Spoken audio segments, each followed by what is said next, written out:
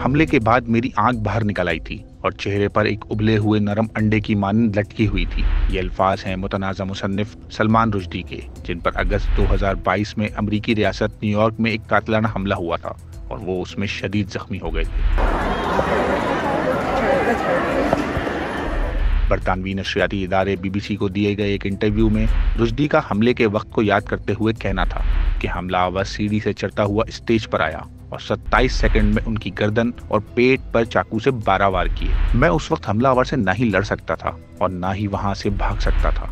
उस वक्त मैं यही सोच रहा था कि मैं मर रहा हूँ, मगर खुशकिस्मती से मैं गलत था। रुश्दी को जाए वक़ुआ से बजरिया हेलीकॉप्टर अस्पताल मुंतकिल किया गया, जहां उन्हें सेहतियाब होने में 6 माह का वक्त लगा। इस हमले में सलमान रुश्दी के जिगर और हाथों को नुकसान पहुंचा और दाएं आंख की रगें भी कट गईं। इंडियन निशाद बरतानवी अमरीकी मुसन्निफ का कहना है कि हमले से पहले उन्हें एक डरावना ख्वाब भी आया था और वो उस तकरीब में जाना नहीं चाहते थे, मगर मुंतज़िमीन की जानिब से दिए गए अच्छे पैसों के बाइस उन्हें इसमें जाना पड़ा। एक आंख खो देने और रोजमर्रा के कामों में होने वाली परेशानी के बावजूद रुश्दी समझते हैं कि वो खुशकिस्मत हैं कि उनके दिमाग को कोई नुकसान नहीं पहुंचा। सलमान रुश्दी को 1989 में शाया होने वाले इनके चौथे नॉवेल शैतानी आयात की वजह से मुतनाज़ा लिखारी लिखा जाता है। इनकी इस किताब पर मुस्लिम ममालिक में पाबंदी है और इनके खिलाफ कत्ल के फतवे भी जारी हो चुके हैं।